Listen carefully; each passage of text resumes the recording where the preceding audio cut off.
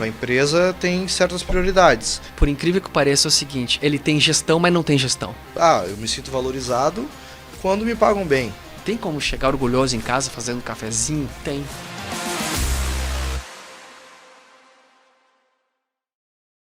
Olá, diretoria, seja bem-vindo ao podcast Papo Biz, porque aqui o papo é business. Esse podcast foi feito para ajudar você, gestor, dono de um negócio, a vencer a inércia, acelerar o crescimento e faturar mais. E o melhor de tudo, não se tornar escravo do seu próprio negócio. Eu sou Marco Revilo. Eu sou o Ricardo Malê e esse episódio é para a gente falar aqui sobre o maior erro que um gestor pode cometer. Ricardo, aproveitando já esse nosso assunto que vamos abordar hoje, conta um pouquinho para mim da tua trajetória profissional, essa trajetória que tu tem de vida. Trajetória de vida eu acho que é muito longa. Vamos pro profissional, porque a de vida... A de vida vai ser muito longa. Mas assim, profissionalmente, Marco, nos últimos 12 anos, eu tenho me dedicado diariamente a mentorias, consultorias e treinamentos na área de desenvolvimento gerencial. Show, mas não é aquele negócio de coach, né? Ou é coach? Não é coach. É um trabalho estruturado, com metodologia, né? Que a gente realmente faz uma implementação de uma sistemática que a gente chama de modelagem gerencial. Show. Tá? Então, essa sistemática, ela visa realmente transformar qualquer pessoa, né, que está já num cargo ou que está almejando um cargo de confiança, um cargo de gestão, supervisão, coordenação, enfim, mesmo sem ter uma formação específica, se essa pessoa ela for considerada capacitada para assumir essa posição, a gente dá toda a modelagem para que essa pessoa se transforme realmente num gestor de alta qualidade, que consegue engajar a equipe, melhorar o desempenho das pessoas e atingir excelentes resultados, né? Então, esse trabalho que a gente tem feito aí nas empresas, né, tanto no formato in company quanto no formato até online também, principalmente agora na época da pandemia, o nosso produto principal foi a mentoria online, né?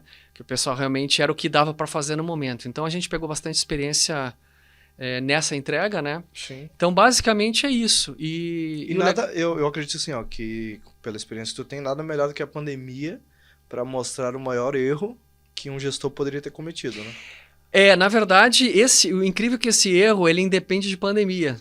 Independe de pandemia. Esse erro que eu vou trazer agora falando já do erro, revelando qual será, né?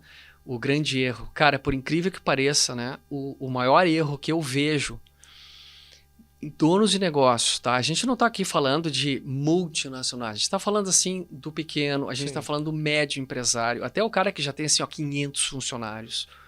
Que já é bastante coisa. Que já é bastante coisa. Por incrível que pareça é o seguinte, ele tem gestão, mas não tem gestão.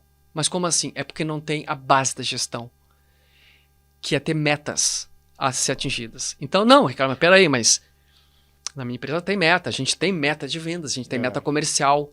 Bacana, que bom que você tem meta comercial. Vai fazer sobreviver a empresa. Tá, mas você tem meta de produção? Mais ou menos. Tem meta de retrabalho? Não tem. Tem meta na tua área de logística? Não tem. Tem meta no teu administrativo? Nunca pensei que dava para estabelecer uma meta para o pessoal que trabalha na área administrativa. Então, vem cá, como é que você tem gerência no administrativo, na logística? Como é que você tem uma gestão? Não, mas eu tenho gerente, eu contratei gente para fazer esse trabalho. Eu tenho um gerente, tá, mas o teu gerente tem meta? Não tem. Então, peraí, então tu não tem um gerente, tu tem um cara lá que ele é talvez mais experiente e tá apagando um monte de incêndio. Não é assim, puxa, é assim mesmo. Cara, tu tá descrevendo como é que a minha empresa tá. Tá rolando na empresa. Então, veja, a base do problema é o cara ter gestão, mas não tem gestão. Porque gerenciar, o conceito de gestão é o seguinte, gerenciar é atingir meta. Esse conceito não é meu. Esse conceito é do Vicente Falcone. E eu acho muito próprio, né? Gerenciar é atingir meta. Então, veja bem, se gerenciar é atingir meta e o meu gestor não trabalha com foco em meta, então ele não está gerenciando. De novo, eu repito. Tá só apagando incêndio. Esse cara está apagando incêndio, está resolvendo pepino. Chega em casa, veja, esse cara chega em casa, ele está destroçado emocionalmente, Às vezes até acaba atingindo também a parte familiar, né? Atinge direto. Então esse cara chega em casa, ele tá destroçado emocionalmente porque ele lida com uma equipe que faz birra, que é imatura, sabota. E o cara tá no meio dessa confusão, não sabe muito bem como é que ele resolve, porque nem ao menos ele tem a clareza de qual é o problema que ele precisa resolver na área dele. Porque, e isso é uma coisa que eu acho bem curiosa, Marcão, é que, veja, como é que eu identifico qual é a meta da minha área? Seja ela administrativa, Qualquer área. comercial. Então as pessoas às vezes perguntam assim, mas eu não consigo identificar com clareza qual é a meta que a minha área precisa alcançar. Seja o comercial, seja o marketing, seja a produção, seja a logística, seja o que for, né? Cara, pensa o seguinte, a tua área resolve algum problema? Ih, a gente resolve um monte de problema. É, de fato, mais uma frasezinha aí de efeito, né? Uma empresa é uma coleção de problemas. Se você quiser resolver todos os problemas ao mesmo tempo, você não vai conseguir resolver nenhum. Então, a arte da coisa, da gestão é, se você quiser realmente ter uma gestão de qualidade, primeiro ponto, pega na tua área de atuação, na tua área de gestão. Se você é o dono do negócio, é tudo, né? Sim. Se você é gerente de algum departamento, é aquele departamento, aquela área ali que você está falando. Então. Primeira coisa, se pergunta, qual é o problema prioritário que a minha área tem que resolver? Quer ver como é fácil a gente responder? Qual é o problema prioritário que a área comercial precisa resolver? As vendas. Vender? Então tá lá, a tua meta só pode ser venda. Tá, mas espera aí, Ricardo. Quanto? E aí começa a transformar o objeto, que é vender, em meta. Aí você agrega ali um valor, né? Vender o quê? Vender mais quanto? Mais 30% que a gente vende hoje? Não, é vender um volume X, semanal, mensal, e aí você começa a colocar os outros elementos que compõem a toda meta. Você tem um objeto gerencial, nesse caso é vender. Você tem um valor que você estabelece, que pode ser financeiro, pode ser outras formas de você mensurar, e você coloca qual é o prazo que isso se faz. Pronto, você compôs uma meta. Mas o primeiro ponto, entende? Que a gente identifica qual é o problema que eu resolvo na minha área. A área comercial é fácil da gente entender. Porque todo mundo sabe o que a área comercial de uma empresa faz. Vende? Vende. Tá, mas é só vender? Não é só vender. Tem toda a questão. Não é só vender. Por quê? Porque se você vende um monte, puxa, atingi minha meta de vendas, vendi horrores, só que é o seguinte, teus clientes estão reclamando e mandando todos os produtos de volta. Então você está vendendo sem satisfação de cliente. Então você já tem duas metas prioritárias no teu comercial. O vendas e o pós-vendas. Exatamente. Você tem a venda e você tem a satisfação de cliente. O teu cliente está satisfeito com o teu produto, sim ou não? Não está. Então não adianta você acelerar as tuas vendas porque você vai multiplicar o caos e não a solução, né? Mas é só isso? Não, peraí, não adianta só eu vender muito e o meu cliente está feliz, mas é o seguinte, o meu cliente está feliz porque eu estou vendendo sem margem de lucro. Então eu estou entregando o meu produto ao preço de custo. Então você não está atingindo uma meta estratégica. Então você tem três problemas para resolver.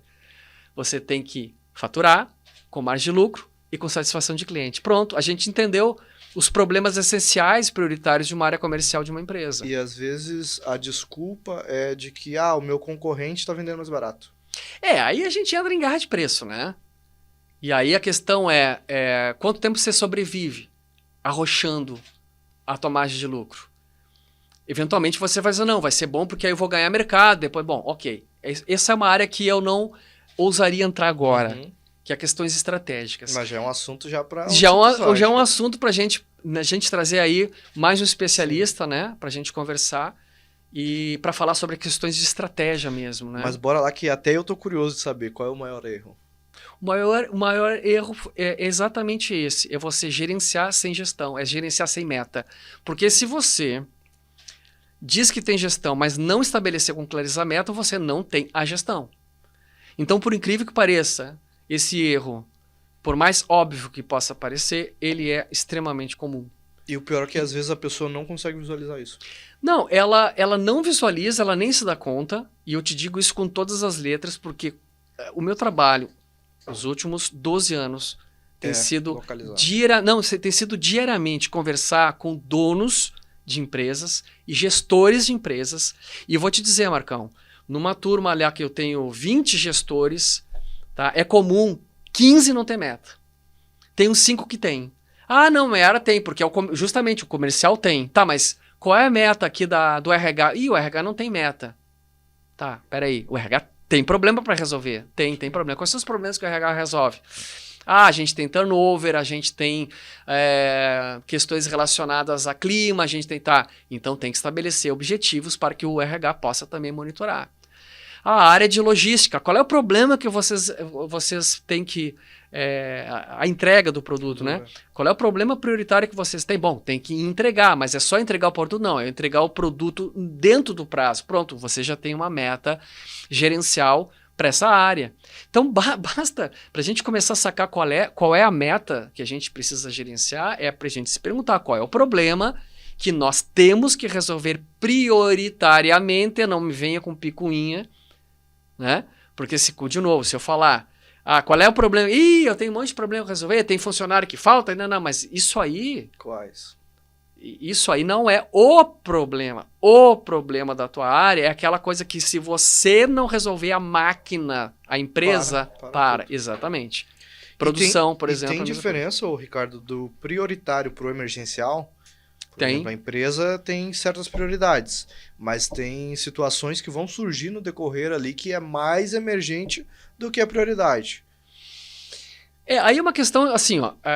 A prioridade é um conceito composto de duas variáveis. Tu tem a urgência e tu tem a importância. Uhum. Uma coisa, ela se torna mais prioritária na medida que ela tem mais importância e mais urgência. O que a gente não pode fazer é confundir a urgência com a importância. Sim. Ok? Porque quando tu confunde urgência com importante, tu pode começar a se ocupar com trivialidade, mas não com o que é estratégico. Uhum. Vamos ver se a gente tem um exemplo para isso.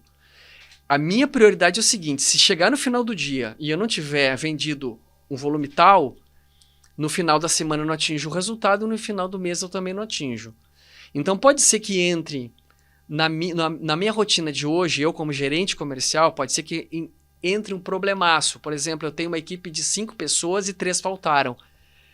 Puxa vida, com esse desfalque é óbvio que eu vou estar impactando a minha prioridade, que é vendas. Sim. Tá?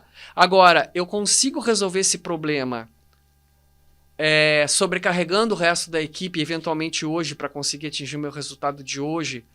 Então, eu mantenho o meu foco na minha prioridade A, ok? Que é atingir minha meta comercial, mas eu estou prejudicando o bem-estar do restante da equipe.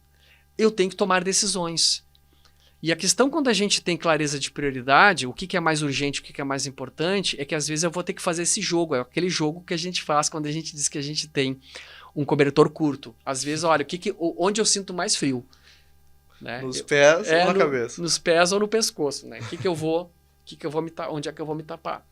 Então, cara, isso é natural do negócio. Né? A gente vai estar sempre brigando entre aquilo que entra na agenda do dia, mas o que não pode fazer? O que acontece é que quando eu não tenho clareza de prioridade, como eu digo, o maior erro, né? Que a gente está falando aqui da gestão do negócio. Quando eu não tenho clareza de meta, daqui a pouco, tudo que entra para mim numa rotina vira mais importante, porque eu acredito que é mais importante quando é simplesmente mais urgente. Mas eu esqueço que a minha área não está ali para resolver aquela demanda menor. Eventualmente eu vou ter que resolvê-la, porque ela vai impactar a minha demanda maior. Mas qual é a minha demanda que tem mais impacto? É aquela lá. Ok? Então esse é um ponto. Então esse erro é a pessoa não ter essa clareza. Exatamente. De conseguir identificar e sanar aquele problema. Eu resolvi, Marcão, trazer esse conceito para esse episódio, apesar dele ser muito simples, para esse nosso episódio de lançamento, apesar dele ser muito simples, mas é que como eu vejo ele acontecer praticamente sempre, eu vou dizer uma coisa para ti, eu acho que eu nunca tive uma experiência, tá, com um dono de negócio numa mentoria, ou com gestor, com gestor eventualmente sim, porque o cara ele trabalha naquele departamento. Agora vamos falar assim, de dono de negócio. Eu sou dono de uma empresa de pequeno, médio porte, que é meu público de atuação hoje prioritário, que é o que eu trabalho mais, tá, obviamente, né, como eu sou pequeno também, não sou... eu não sou, sei lá, o bambambam. Eu trabalho com pessoas de empresas de médio porte, pequeno porte eventualmente. Ok. Esses caras aí, eu vou te dizer que eu não lembro de ter uma vez que um dono de negócio assim, eu tenho meta em todas as coisas, em todas as áreas. Às vezes, não, eu tenho comercial, eu tenho, de produção eu até tenho, a gente tem uma meta de produção, coisa e tal, tá, e o resto? Tem problemas nessas áreas? Tem um monte, claro. Se tu não consegue, se tu não consegue identificar para aquela equipe qual é, o cara chega na empresa às 8 da manhã, sai às 6 da tarde, trabalha o dia inteiro apagando incêndios, mesmo funcionário, e ele não sabe, eventualmente, se ele conseguiu ou não atingir algum resultado que fosse importante para a empresa. E isso causa uma insegurança, inclusive, para o funcionário. Sabe por quê? Porque o cara pensa assim, pô, eu vou fazendo as coisas aqui, mas eu não sei se no final do mês o meu gestor vai considerar que o meu trabalho foi bom ou não. Foi bom. Por quê? Porque não tem medida. E a partir do momento que não tem dados, até para comparar, não tem como saber se... Não, eu não tenho. Isso causa insegurança no funcionário, e a insegurança causa um efeito psicológico chamado entropia psíquica, que faz com que ele se sinta... Essa insegurança faz com que ele... será que eu estou mandando bem ou não estou não mandando bem? Que é uma analogia simples para a gente entender como isso é absurdamente estúpido. Importante. Até para a pessoa também estar se sentindo inserida dentro de todo o contexto do trabalho. Exatamente. Então, olha só. Uma analogia simples. Imagina que eu tenho um time de 11 jogadores em campo, tá? Então, o goleiro sabe qual é a missão dele. Eu não posso deixar essa bola entrar. Aí eu tenho os outros 10 jogadores. Aí eu tenho desses 10 jogadores, vamos supor que eu tenho 5 que sabem qual é o objetivo do jogo deles. E outros 5 que não sabem. Então os outros 5 que não sabem... Não, imagina a situação, que ridículo. É ridículo? Sim, mas é uma analogia da empresa. Sim. A empresa como um time, onde alguns jogadores sabem exatamente o que estão fazendo ali e outros que não sabem muito bem. Tudo que eles sabem é o seguinte, eu tenho que chegar na hora que inicia o jogo, eu tenho que... A bola vai chegar aqui, eu vou fazer umas coisa e tal, mas não sei muito bem o que está acontecendo. Eu não sei como eu contribuo para o sucesso do meu time. Então, obviamente que esse cara vai errar, obviamente que esse cara vai se ocupar com coisas que até pode ser que na boa vontade ele faça acreditando que aquilo é muito importante, mas de repente não é. Tá colocando energia e força em algo que talvez não traga o resultado pro geral. Exatamente. Tem uma outra coisa em relação a metas que eu acho que a gente podia conversar, para tornar o assunto um pouquinho mais robusto aqui, mais profundo.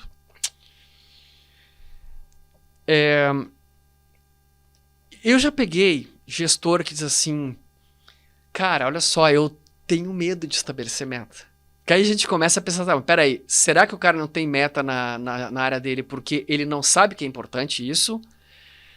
Ou porque ele tem alguma resistência para fazer isso acontecer, né? Para colocar isso. E eu já peguei gestor que disse, cara, sinceramente, eu temo estabelecer uma meta. E tem 1000 motivos para isso, né? Por incrível que pareça. Um deles é o seguinte, se eu coloco uma meta, eu vou ser cobrado, né?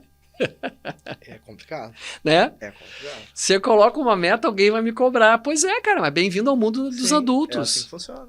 Né? Assim que funciona. Precisa ter um direcionamento. E a meta, teoricamente, vai ser esse direcionamento. É o gol. É claro que a gente tem que também, e pelo que eu vejo, Ricardo, nas empresas tem que ter uma meta alcançável, né? Não adianta tu querer colocar uma situação que, pô, não tem como alcançar. Esse é um dos critérios para estabelecimento de uma boa meta, né? Então, assim, eu acho que você toca num assunto interessante para a gente abordar, que ok, identifiquei qual é o problema da minha área. A minha área é produzir, ok? É produzir com qualidade e é produzir com menos desperdício. Tá, o que é produzir com qualidade? É o seguinte, eu produzo por hora, eu consigo produzir 100 peças. Ok? Ok, 100 peças. Destas 100 peças, atualmente, eu tenho defeito em 30. 70 saem ok. Então, vamos imaginar a situação. Sim. Então, tu já viu o desperdício. Puxa, 30 peças que vão pro lixo. Vai material ali. Vai fora. Então, você pensa assim, pá, isso é inconcebível, eu produzir 100 peças e 30 saírem com defeito. Eu quero defeito 0. Pronto, aí eu junto uma equipe... Tem uma meta. Já tem meta, né? Defeito 0. Beleza, chamo uma equipe, digo, galera, é o seguinte, ó, a partir de amanhã, defeito 0. Nenhuma peça pode sair com defeito. Aí a equipe, bate palma, todo mundo se Tamo motivacional, junto. motivacional, a pessoa se abraça e coisa e tal, né? E é o famoso reação cínica, né? Os caras estão sorrindo pro chefe, dizendo, sim, senhor, vamos mandar mais vezes, tá? Isso não vai dar certo. Qual é o problema da gente estabelecer uma meta irrealista e não realista?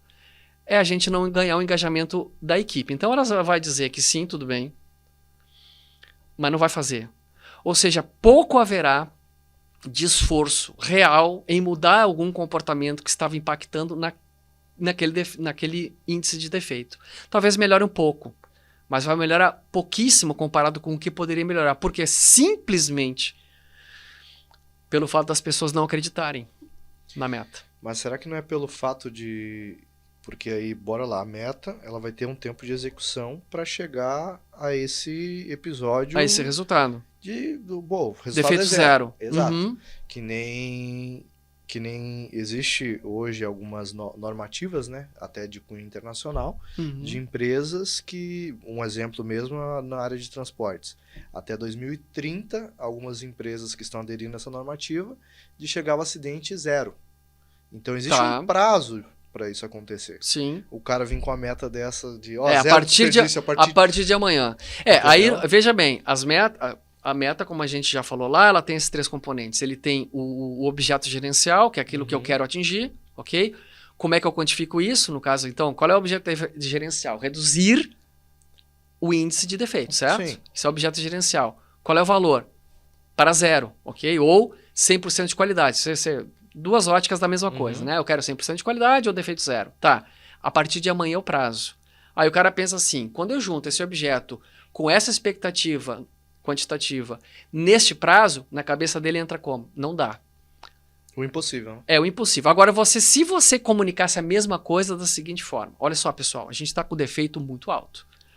30% que a gente produz está indo para o lixo.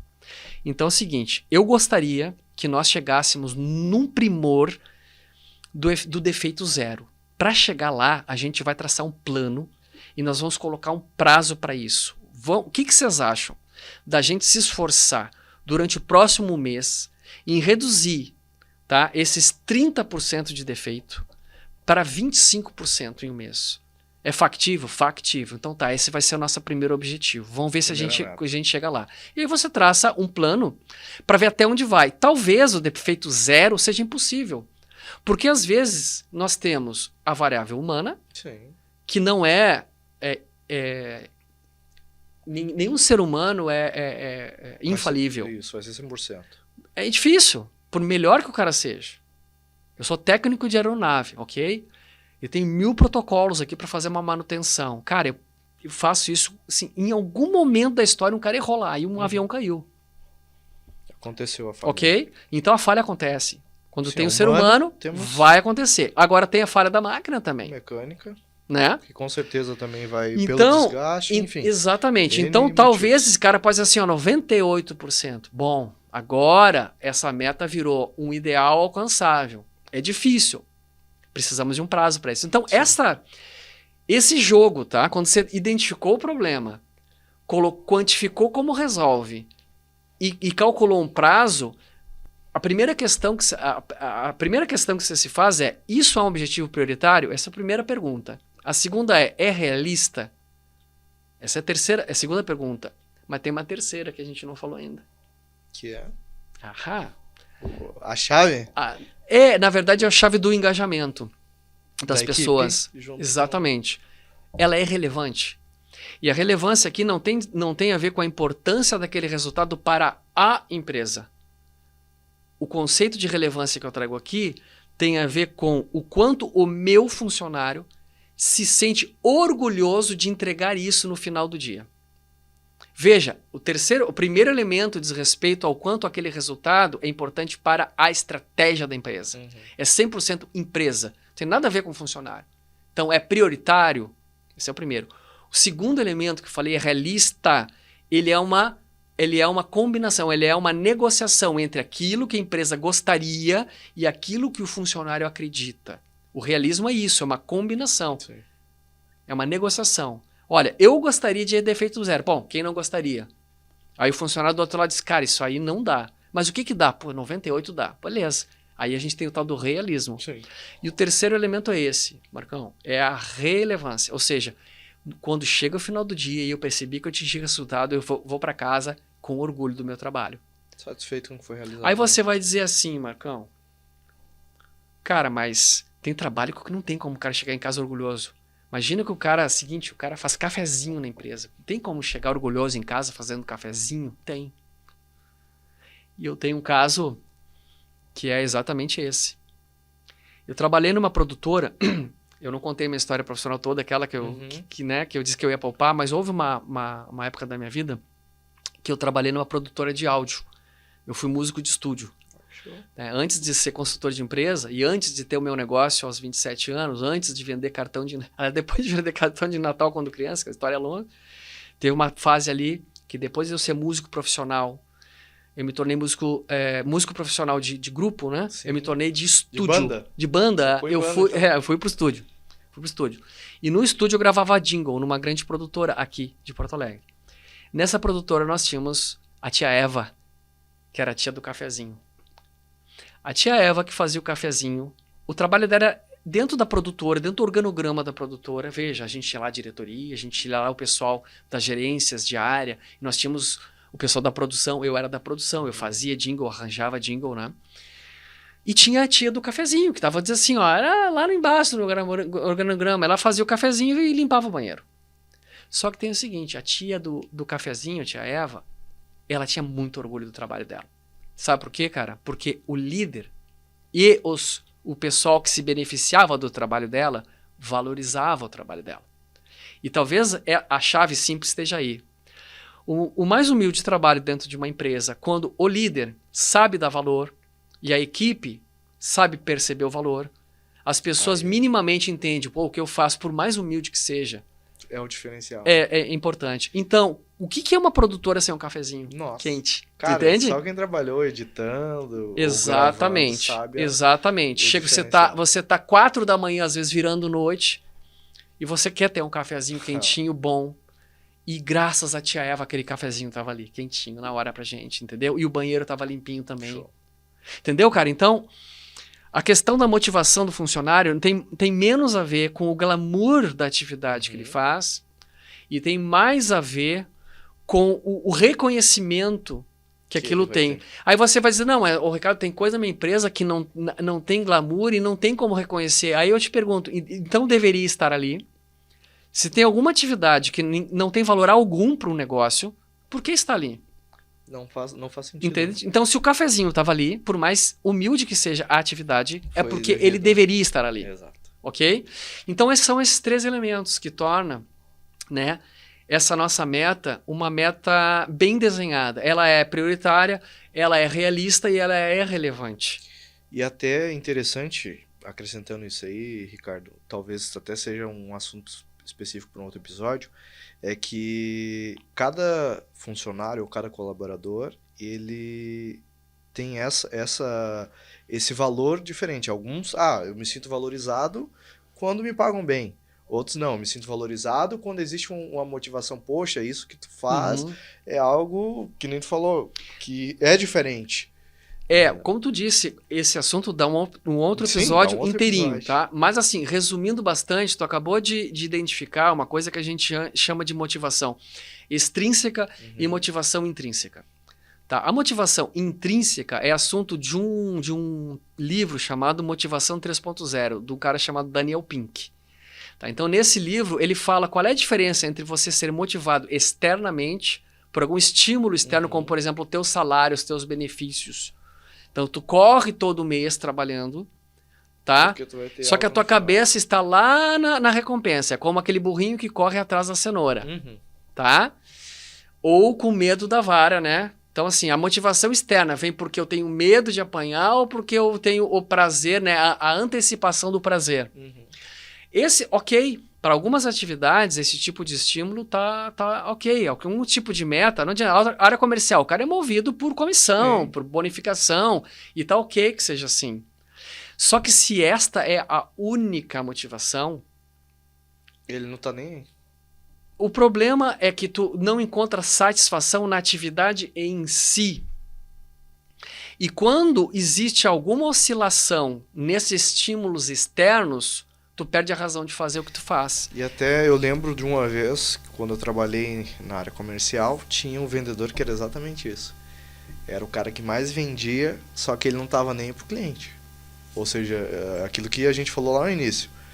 Tem muitas e muitas e muitas vendas, porém o pós-vendas ficava totalmente a desejar, entendeu? Exatamente, porque não enxerga a sua atividade como uma arte em si. Essa é a diferença da motivação 3.0. Quando eu olho para a minha atividade e ela em si me estimula, seja lá qual for, seja fazer o cafezinho, seja esse cara que descobriu a questão da motivação intrínseca, do chamado comportamento autotélico. Como eu disse, esse negócio dá mais um episódio. Sim, acho que a gente dá uma introdução aqui. Tá? Mas esse tal do comportamento autotélico, né, que é um comportamento autodirigido, onde a pessoa ela se motiva na atividade em si, foi estudado por um cara chamado Mihai Csikszentmihalyi, que é um psicólogo húngaro-americano. E é o cara que criou uma teoria chamada teoria do flow. E esse cara pesquisou justamente o seguinte: será que uma pessoa que faz uma atividade muito chata, muito sem glamour, poderia ter uma motivação intrínseca? E ele foi pesquisar isso em minas de carvão. Então, imagina um cara trabalhando em minas de carvão.